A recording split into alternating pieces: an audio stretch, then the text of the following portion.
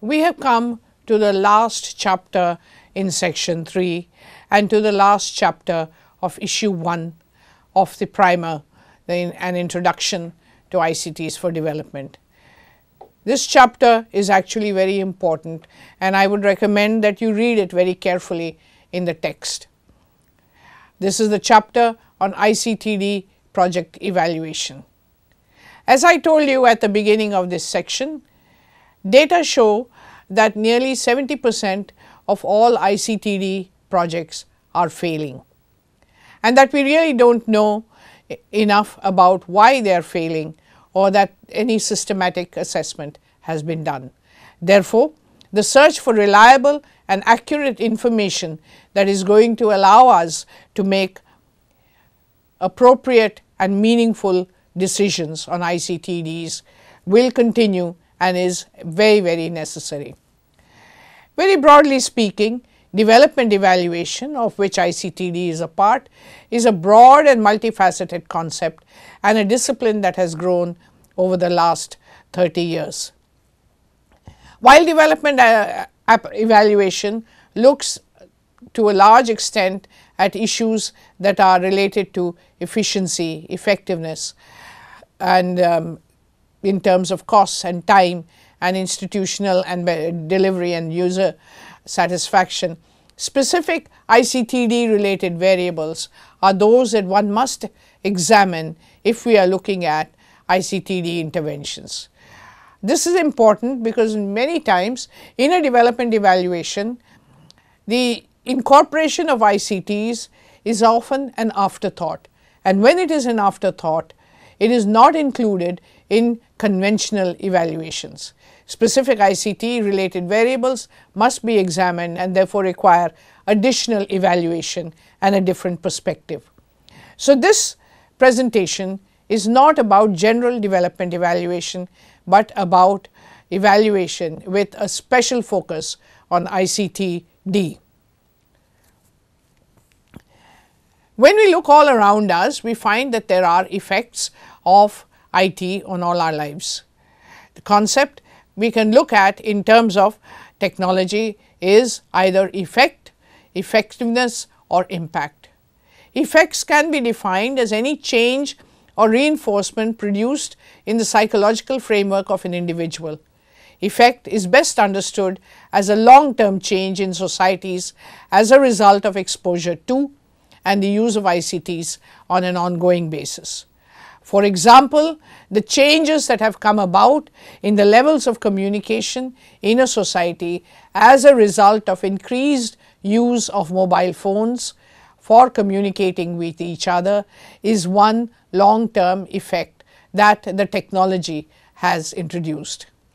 But we are not interested in ICTD only about effects. We are interested also about effectiveness, that is, the extent to which a given program or project has achieved its intended aims and objectives. If my aim in my project was to make 100 people literate using a computer literacy package, then the effectiveness of my intervention will be to the extent of which I have achieved this objective. Impact is a long-term result of the effectiveness of a system or of a program or a project in ICTD. It can be of 4 kinds. It can reflect in efficiency, effectiveness, innovation, and reduce risk. In evaluating ICTD programs, however, it is necessary to look at effectiveness in the short term and impact in terms of a longer duration. Why evaluation in ICTD?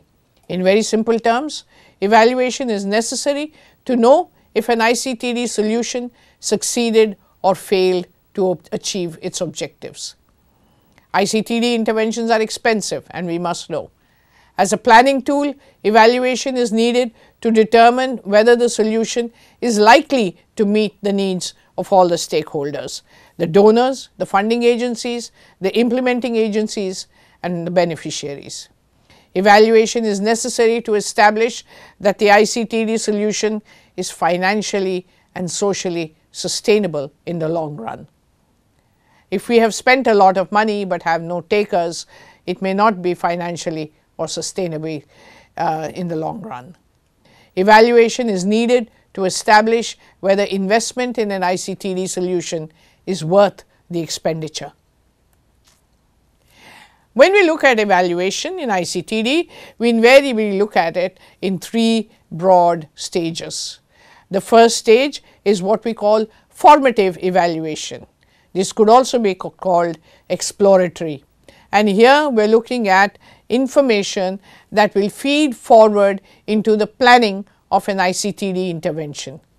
We are also looking at pilot testing, whether it is our website or it is the technology that we are trying to use.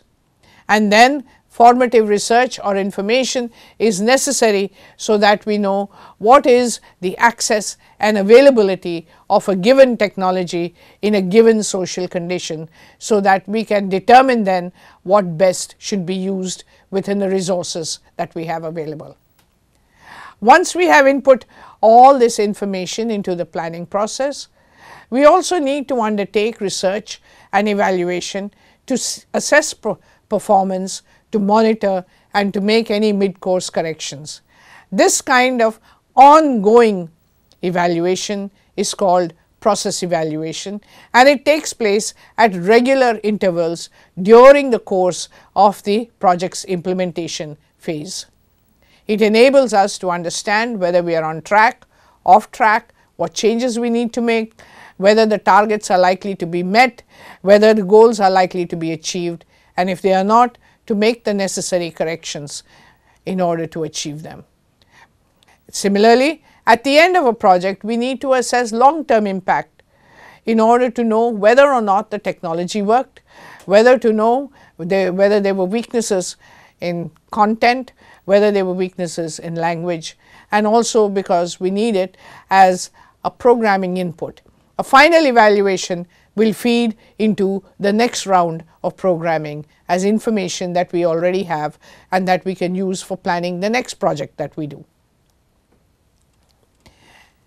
Very often, the purpose of the evaluation determines the approach that we take. We may look at either quantitative approaches or qualitative. In quantitative approaches, we need generalizations from large populations. For instance, if I look at national data, or if I want to differentiate between large groups in terms of numbers, statistics, correlations, we would be using quantitative approaches. These are generalizations from large scale populations. We also try to identify differences between groups so that we can assess them. Qualitative approaches, however, are of a different kind. How cultures and contexts determine the use of ICTs, and in order to get an in-depth understanding of the situation on the ground, we would use qualitative approaches. Very often in an ICTD evaluation, a combination of quantitative and qualitative approaches are used to get consolidated and holistic, that is, a complete picture of what is happening on the ground. Within the approaches, there are methods also that we can follow, and some of the methods that are quantitative and yield us numerical data are surveys based on samples, are experiments which are done either in a control situation or in the field, and are scales like attitude scales and tests like knowledge tests to determine whether we have achieved our goals. Some of the qualitative methods that we use are case histories, community studies where we maintain diaries, pilot studies, and observation, participant and non-participant. A good social science research book will give you much more detail about the ways in which these different methodologies can be used and the conditions and contexts in which they can be used. And it is advisable that you take a look at one of these social science research methodology textbooks to understand quantitative and qualitative methodologies. However, in an ICTD intervention, we have other questions to ask. We need to know, for example, how to assess the technology itself. What were the levels of hardware and software required at the user end to effectively use ICTD? It isn't important whether we use the highest level or the latest technology in developing the project or developing the product, if the kind of bandwidth required or the kind of computer required is not available in the village. Therefore, we need to know what is available at the user end. We also need to know what additional peripherals such as access devices such as modems, sound cards, graphic accelerators are needed in order to run the application we are developing. We need to know if the product is web enabled or offline. Can it be delivered through different IT formats and through different media? We need to know what is the cost of technology for the user. What does a person have to spend in order to access our particular product? And what are the delivery mechanisms that we will use at a user's end? In order to evaluate content, we need to understand how much and what is the level of understanding by users.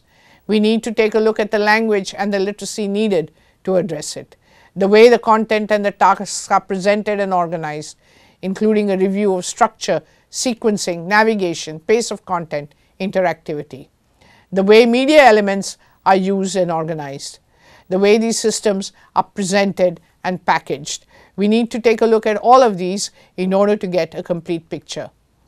Therefore, evaluation is an ongoing process and a very, very important part of all development projects. It is also the one that is most neglected.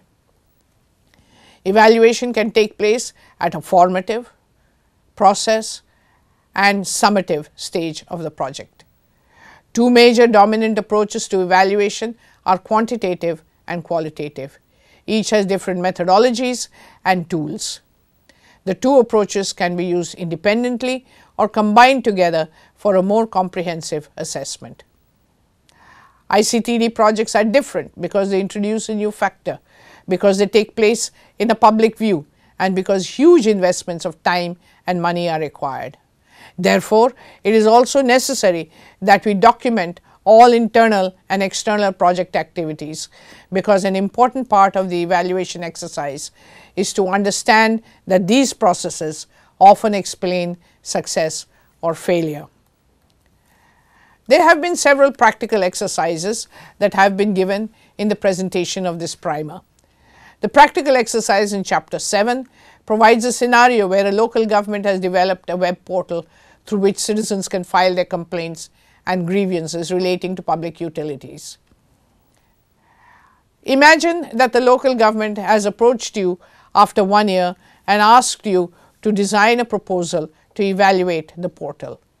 List what would be the objectives of the evaluation, the approach you would follow, the tools you would use, and the kind of report you would prepare to advocate change in the way the project is handled. This brings us to the end of section 3. While in this presentation, I have only drawn your attention to the major and salient features of section 3, and then throughout to the major and salient features of using ICTs for development.